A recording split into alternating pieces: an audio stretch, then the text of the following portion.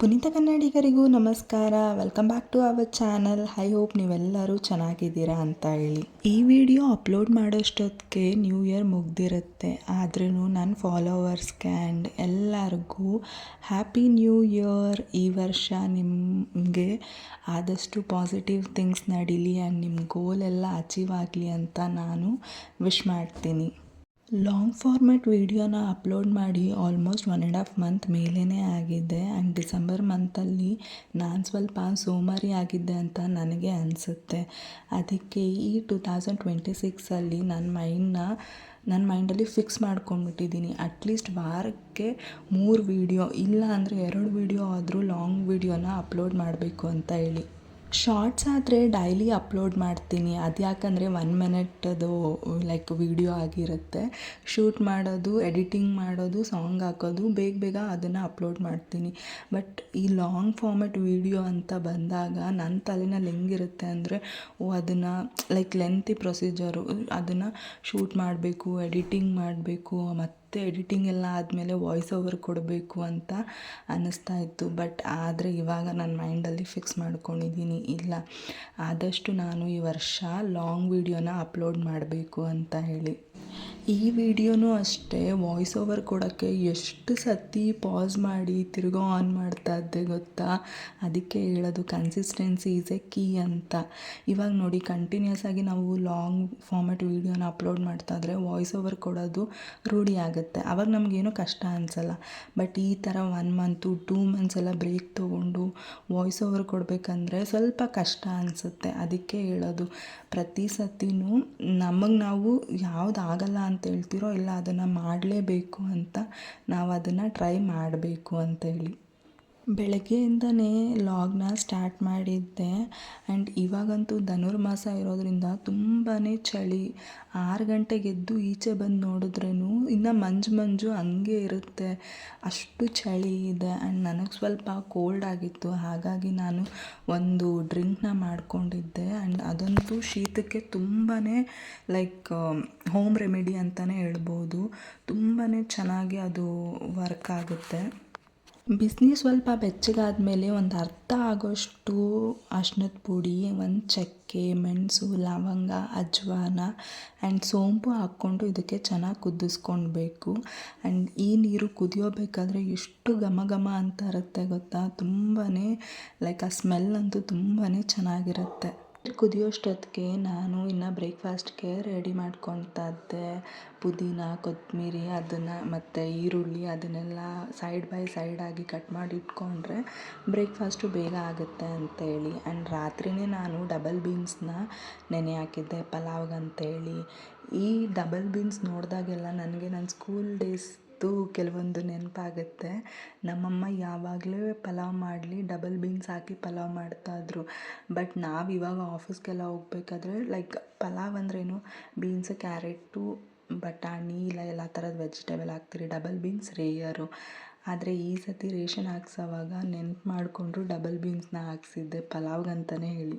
ನಾನು ಏನಾದರೂ ಈ ಥರ ಬೆಳಗ್ಗೆ ಎದ್ಬಿಟ್ಟು ಬಿಸಿನೀರು ಇಲ್ಲ ಏನಾದರೂ ಒಂದು ಡ್ರಿಂಕ್ ಕುಡಿಯೋಬೇಕಾದ್ರೆ ನನ್ನ ತಲೆಯಲ್ಲಿ ಏನಾದರೂ ಒಂದು ವಿಷಯ ಓಡ್ತಾನೇ ಇರುತ್ತೆ. ಅದು ಏನು ಓಡ್ತಾ ಇರುತ್ತೆ ಅಂತಿಲ್ಲ, ಅಷ್ಟು ಡೀಪಾಗಿ ಥಿಂಕ್ ಮಾಡ್ತಾ ಇರ್ತೀನಿ. ಬಟ್ ಇನ್ನೊಂದು 5 ನಿಮಿಷಕ್ಕೆ ಆ ವಿಷಯಕ್ಕೆ ಅಷ್ಟೊಂದು ಡೀಪಾಗಿ ಥಿಂಕ್ ಮಾಡೋದನ್ನ ಅಂತ ಅನಿಸುತ್ತೆ. ಬಿಸಿನೀರೆಲ್ಲ ಕುಡಿದ್ಮೇಲೆ ನಾನು ಸ್ವಲ್ಪ ವಾಕ್ ಮಾಡೋಣ ಅಂತೇಳಿ ಟೆರೆಸ್ ಮೇಲೆ ಹೋಗಿದ್ದೆ. ಆ್ಯಂಡ್ ಇನ್ನೂ ನೋಡಿ ಚಂದ್ರ ಹಂಗೆ ಇನ್ನೂ ಚೂರು ಚಂದ್ರ ಕಾಣಿಸ್ತಾನೇ ಇತ್ತು. ಇವಾಗ ಚಳಿ ಇರೋದ್ರಿಂದ ಆದಷ್ಟು ಮಂಜೇ ಇರುತ್ತೆ. ಇನ್ನು ಬೆಳಗಿನ ಜಾವ ಎದ್ದೋಗಿ ಟೆರೆಸ್ ಮೇಲೆ ನಿಂತ್ಕೊಂಡ್ರೆ ಅಂತೂ ಯಾವ ಬಿಲ್ಡಿಂಗೂ ಕಾಣಿಸಲ್ಲ, ಮಂಜಲ್ಲೇ ತುಂಬ್ಕೊಂಬಿಟ್ಟಿರುತ್ತೆ. ಅಷ್ಟು ಮಂಜಿದೆ ಈ ವರ್ಷ.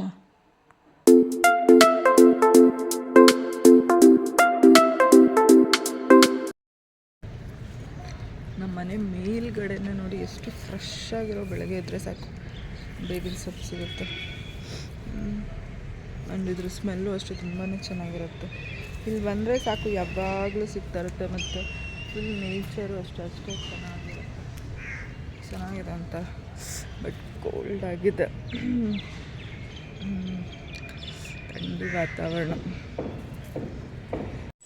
ನಾನು ಬೆಳಗ್ಗೆ ಹೊತ್ತು ವಾಕ್ ಮಾಡಬೇಕು ಅಂತೇಳಿ ಟೆರೆಸ್ಗೆ ಹೋಗ್ತೀನಲ್ವ, ಆವಾಗ ಪ್ರತಿದಿನವೂ ಲೈಕ್ ಬೇವಿನ ಸೊಪ್ಪನ್ನ ಕಿತ್ಕೊಂಡು ಬರ್ತೀನಿ, ಸ್ವಲ್ಪ ಆದ್ರೂ ದೇವ್ರ ಮನೆಗೆ ಇಡೋಕ್ಕೆ. ಆ್ಯಂಡ್ ಒಂದೊಂದು ಸತಿ ಒಂದೆರಡು ಎಲೆ ಆದರೂ ನಾನು ಬಾಯಲ್ಲಿ ಹಾಕ್ಕೊಂಡು ಅಗೀತೀನಿ.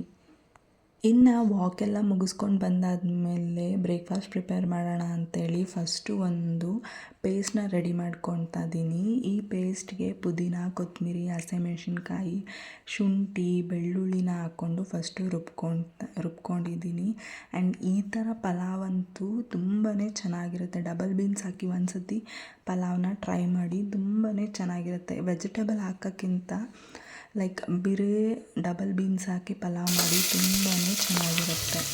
ಇನ್ನು ಮಸಾಲೆ ಎಲ್ಲ ರುಬ್ಕೊಂಡ್ಮೇಲೆ ಒಂದು ಕುಕ್ಕರ್ಗೆ ಸ್ವಲ್ಪ ಎಣ್ಣೆ ಹಾಕಿ ಚಕ್ಕೆ, ಲವಂಗ, ಮೊಗ್ಗು ಮತ್ತು ಏಲಕ್ಕಿ, ಈರುಳ್ಳಿ ಚೆನ್ನಾಗಿ ಫ್ರೈ ಆದಮೇಲೆ ಡಬಲ್ ಬೀನ್ಸ್ನ ಹಾಕ್ಕೊಂಡು ಸ್ವಲ್ಪ ಫ್ರೈ ಮಾಡಿಕೊಂಡೆ.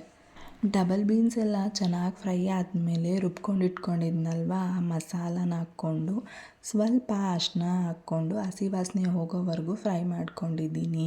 ಹಸಿ ವಾಸನೆ ಎಲ್ಲ ಹೋಗಾದ್ಮೇಲೆ ಅಕ್ಕಿನ ಹಾಕ್ಕೊಂಡು ಅದಕ್ಕೆ ಎಷ್ಟು ನೀರು ಬೇಕೋ ಅಷ್ಟನ್ನು ಸೇರಿಸ್ಕೊಂಡು ಒಂದೆರಡು ವಿಷಲ್ನ ಕೂಗಿಸ್ಕೊಂಡ್ರೆ ಈ ಪಲಾವ್ ರೆಡಿ ಆಗುತ್ತೆ. ಆ್ಯಂಡ್ ಡಬಲ್ ಬೀನ್ಸ್ ಪಲಾವ್ ಅಂತೂ ತುಂಬಾ ಚೆನ್ನಾಗಿತ್ತು. ನಾನು ಯಾವಾಗಲೂ ಫ್ರೂಟ್ ಕಸ್ಟರ್ಡ್ ಮಾಡಬೇಕಂದ್ರೆ ಹಾಲು, ಕಸ್ಟರ್ಡ್ ಪೌಡರು, ಫ್ರೂಟ್ಸ್ನ ಬಳಸ್ಕೊಂಡು ಮಾಡ್ತಾಯಿದ್ದೆ. ಬಟ್ ಈ ಸತಿ ಸಬ್ಬಕ್ಸಿನ ಬಳಸ್ಕೊಂಡು ಫ್ರೂಟ್ ಕಸ್ಟರ್ಡ್ ಮಾಡಿದ್ದೆ. ತುಂಬಾ ಚೆನ್ನಾಗಿತ್ತು.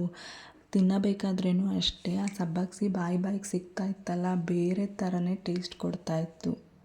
ನಾವು ಮಾಡೋ ಅಡುಗೆಗೆ ಒಂದು ಐಟಮ್ ಎಕ್ಸ್ಟ್ರಾ ಹಾಕಿ ಇಲ್ಲ ಡಿಫ್ರೆಂಟಾಗಿ ಮಾಡಿದಾಗ ಅದು ಟೇಸ್ಟ್ ಅಂತೂ ಬೇರೆ ರೀತಿಯೇ ಕೊಡುತ್ತೆ. ಆ್ಯಂಡ್ ಈ ಫ್ರೂಟ್ ಕಸ್ಟರ್ಡ್ ಅಂತೂ ತುಂಬಾ ಚೆನ್ನಾಗಿತ್ತು. ದೇವ್ರ ಮನೆ ಕ್ಲೀನ್ ಮಾಡಿ ಪೂಜೆ ಮಾಡಬೇಕಂದ್ರೆ ನಮ್ಮ ಮನೆಯಲ್ಲಿ ಅಟ್ಲೀಸ್ಟ್ 2 ಅವರಿಂದ 3 ಅವರ್ ಟೈಮ್ ಅಂತೂ ಬೇಕು.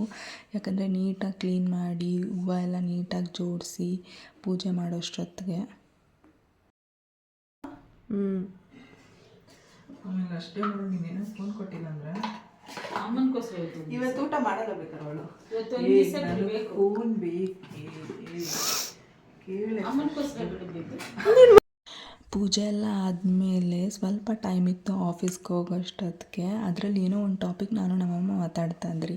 ಅಷ್ಟೊತ್ತು ನನ್ನ ತಂಗಿನೂ ಬಂದು ಜಾಯ್ನ್ ಆದಳು. ಇನ್ನು ಅವಳನ್ನ ರೇಗಿಸ್ಬೇಕು ಅಂತಲೇ ಹೇಳಿ ನಾನು ಆ ಟಾಪಿಕ್ನ ಬೇಕಂತ ಅವಳ ಮುಂದೆ ಮಾತಾಡ್ತಾನೇ ಇದ್ದೆ.